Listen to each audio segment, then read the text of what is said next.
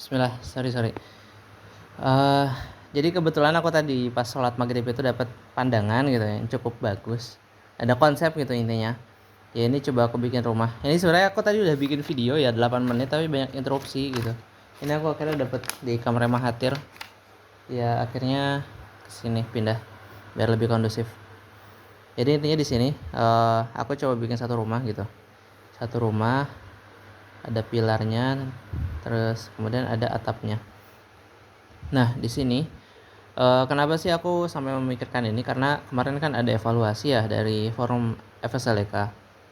Ya, ada evaluasi. Kenapa sih kita tuh kayak ngerasa sampai sekarang lembaga dakwah kampus itu makin kesini makin terpuruk gitu. Makin ya kaderisasinya kurang dan lain sebagainya. Kenapa sih? Nah, salah satu evaluasinya yang paling penting itu adalah eh, kaderisasi yang dianggap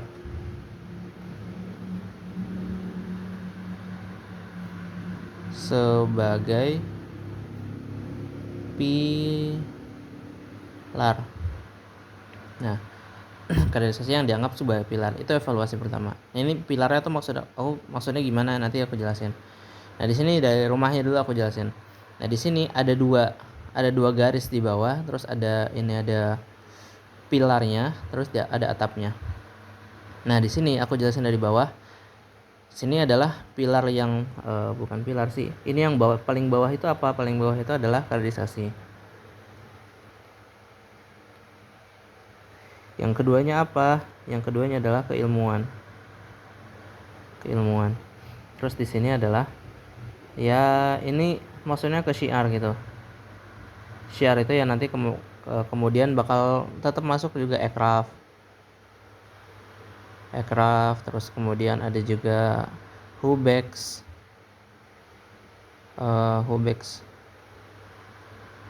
dan lain-lain.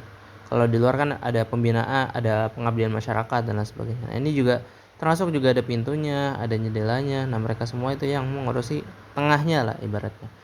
Nah, yang atapnya awalnya aku di sini tuh mikirnya pengurus inti, tapi kemudian aku menganggap pengurus inti itu sebagai penjaganya gitu. Aku belum ada pandangan atap ini sebagai apa. Sebagai atap ini belum ada pandangan. Nah, Kenapa aku bikin skematik ini? Nah, di sini kan ada evaluasi yang kaderisasi itu dianggap sebagai pilar. Maksudnya sebagai pilar itu apa?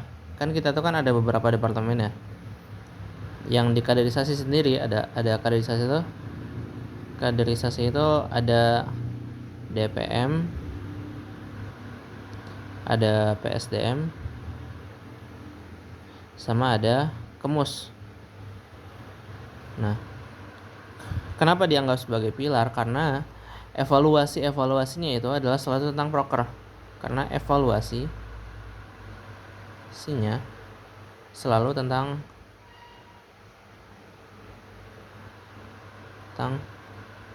proker. Ya maksudnya proker, evaluasi tentang selalu tentang proker itu gimana? Itu kayak sama dengan departemen lainnya. Kan ada aircraft,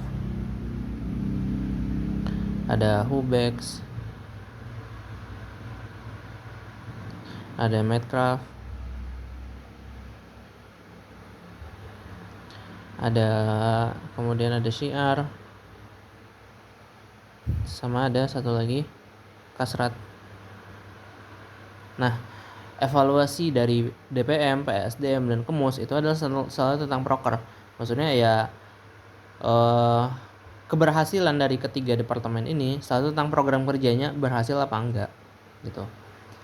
Aku ngelihatnya seperti itu karena di Musang kemarin juga seperti itu gitu kan. Sebenarnya seberapa berhasil adanya OT1, OT2, OT3 gitu. Terus kemudian itu berarti kan sama gitu, kayak maksudnya kayak aircraft nih. Aircraft itu kan emang bagaimana tentang proker itu bekerja.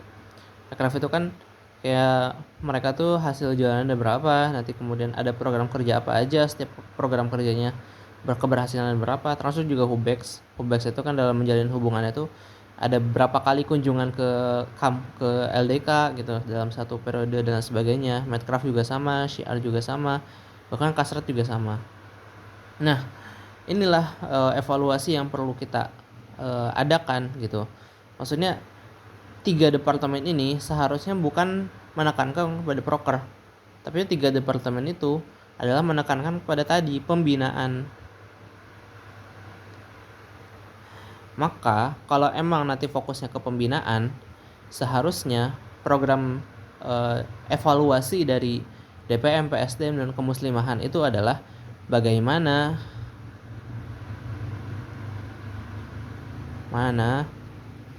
pembinaannya atau bagaimana pembinaan tiap anggotanya gitu. Nah, kalau DPM, PSDM, dan kemuslimahan ini sudah dijadikan menjadi sebuah pembinaan, maka yang keluar itu adalah evaluasinya adalah bagaimana pembinaan terhadap anggotanya. Kayak contohnya DPM, PSDM sama Kemus itu nanti misalkan ada akhwat yang nggak aktif gitu. Nanti yang pertanyaan yang akan dikeluarkan itu adalah bagaimana pembinaan akhwat itu gitu. Jadi bukan bagaimana apakah akhwat itu ikut program kerja nggak gitu. Apakah akhwat itu aktif nggak dalam departemennya gitu. Tapi bagaimana pembinaannya. Nah, pembinaan yang dimaksud itu bukan cuma tentang dia tuh aktif nggak di prokernya, bukan tentang aktif proker gitu. Tapi juga bagaimana tentang dia tuh mau nggak belajar gitu, mau belajar, terus kemudian mau ikut pembinaan.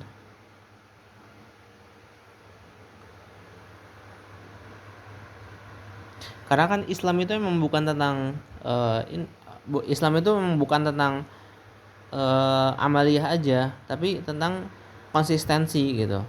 Kalau dia nggak mau dibina, ya susah nanti berarti konsistennya gitu. Karena itu nanti dia nggak punya pembinaan. Paling konsistennya cuma berapa hari gitu, berapa hari dia aktifnya gitu. Jadi bukan masalah aktif, tapi masalah pembinaannya. Nah, terus di sini juga kenapa aku taruh keilmuan juga di bawah, karena dalam buku yang dibaca sama Mas Ammar yang sering diulang-ulang oleh beliau itu adalah syarat bangkitnya umat Islam itu adalah keilmuan gitu. Adalah keilmuan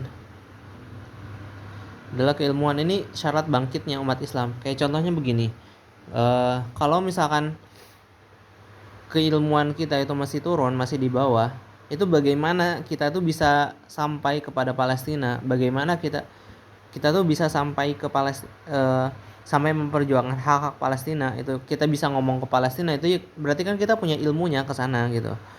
Makanya ini aku taruh di bawah buat menguatkan bawahnya, buat menguatkan si kaderisasi ini. Nah, buat menguatkan seluruh struktur ini gitu. Jadi nanti syiar, aircraft, termasuk hubex gitu. Bagaimana mereka itu bakal bekerja, bagaimana mereka itu bakal berdakwah, ya mereka harus punya ilmunya, keilmuannya di sini gitu. Keilmuannya itu ya di kasrat. Kalau ini tuh di kasrat gitu.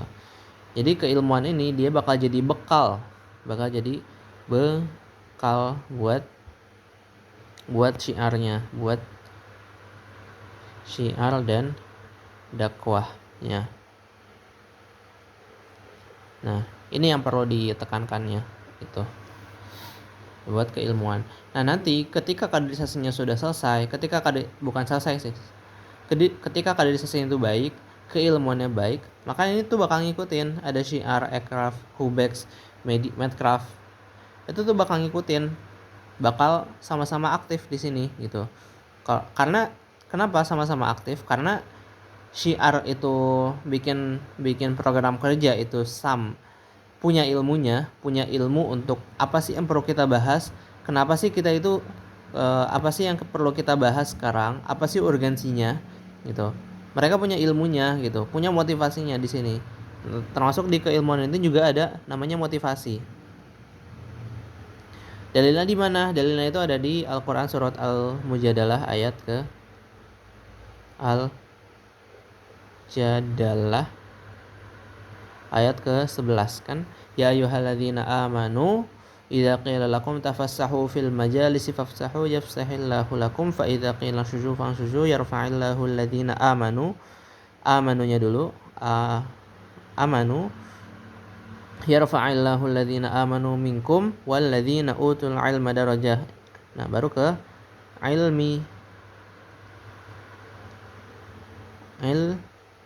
ilminya. Nah, ada dua di sini, ada ilmu dan ada iman gitu. Ketika mereka menuntut ilmu, ketika kita menuntut ilmu itu ada dua hal yang naik. Ada iman sama ada ilmu. Nah, iman ini tujuannya buat apa sih menambah keimanan sebelum menambah keimanan? Tujuan dari menambah keimanan itu adalah menambah motivasi. Motivasi biar kita tuh tahu, misalkan nih contohnya ketika 10 Zulhijjah kemarin. Kenapa sih kita tuh mau gitu buat buat puasa dalam 10 hari di bulan Zulhijjah, terus kemudian kita bisa puasa Arafah, karena kita tahu bahwa itu tuh bisa meningkatkan keimanan. Dari situ ada motivasinya gitu, ada motivasi untuk melakukan hal itu. Nah, terus yang kedua, yarfa'illahu alladhina amanu minkum walladhina utul ilma darajat. Ilminya adalah ilmi itu tuntunannya. Ya, begitu. Ilmi itu tuntunannya untuk menuntun bagaimana syiar itu nanti cara mereka itu bikin kajian itu gimana caranya, ekraf itu bagaimana mereka berjualan itu ilmunya seperti apa, terus Hubex juga bagaimana menjalin hubungan dengan organisasi itu seperti apa, dan bahkan Medcraft juga di sini ada Medcraft ada Medcraft. Nah, bagaimana Medcraft itu bisa bikin sebuah konten yang baik gitu. Ada amanu untuk memotivasi mereka, sama ilmi itu ya untuk menuntunnya bagaimana agar itu tuh bisa berjalan gitu. Nah, semuanya ini ya dijaga sama kaderisasi. Jadi kaderisasi itu letaknya di bawah gitu, di sini sebagai pondasi bawahnya. Ketika pondasi kaderisasi seorang anggota itu udah salah, ya maka ini nggak bakal bisa. Maksudnya ketika nih misalkan contohnya ada anggota yang nggak aktif, coba lihat kaderisasinya aktif apa enggak. Kalau dia kaderisasinya aktif apa enggak, kaderisasi yang aku maksudnya tadi ya bukan aktif dalam proker tapi mau belajar dan mau ikut pembinaan. Nah, kalau misalkan kaderisasi dia tuh nggak aktif, otomatis dia juga nggak bakal bisa aktif dalam keilmuan. Otomatis dia juga nggak bakal aktif dalam departemen ini, dia nggak bakal aktif gitu. Nah, termasuk juga di keilmuan gitu. Kalau dia dia kaderisasinya aktif, tapi dia nggak tahu ilmunya dan nggak mau mengkaji ilmunya, ya dia bakal bingung gitu. Masuk ke Aircraft tuh buat apa sih? Aircraft tuh apa sih? Terus Hubex tuh apa sih? Medcraft tuh apa sih? Dia bakal bertanya-tanya di sini begitu. Nah, makanya evaluasi kita mungkin ya termasuk ya ini pandangan yang menurutku itu cukup insightful. Di sini kepikiran banget tadi pas sholat maghrib. Ya Allah. Ya ini bagiku coba kita tuh kembalikan dalam pondasi-pondasi seperti ini.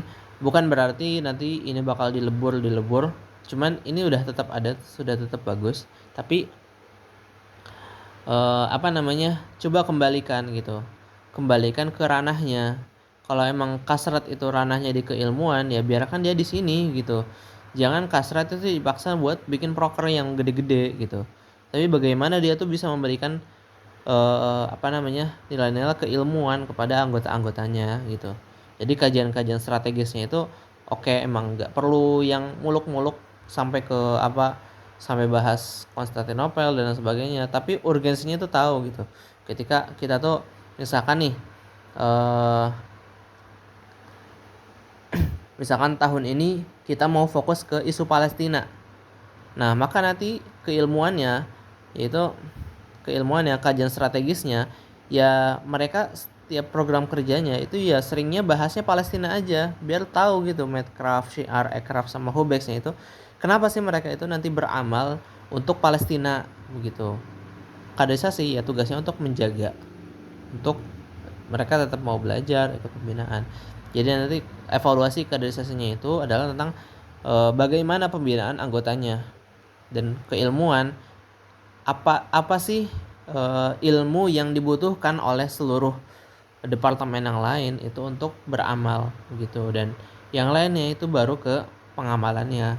Aircraft, Hubex, Medcraft, dan Syiar itu lebih ke pengamalan di sini. Pengamalan ya. Ya ini sih kurang lebih sebetulnya. Terima kasih sudah menonton.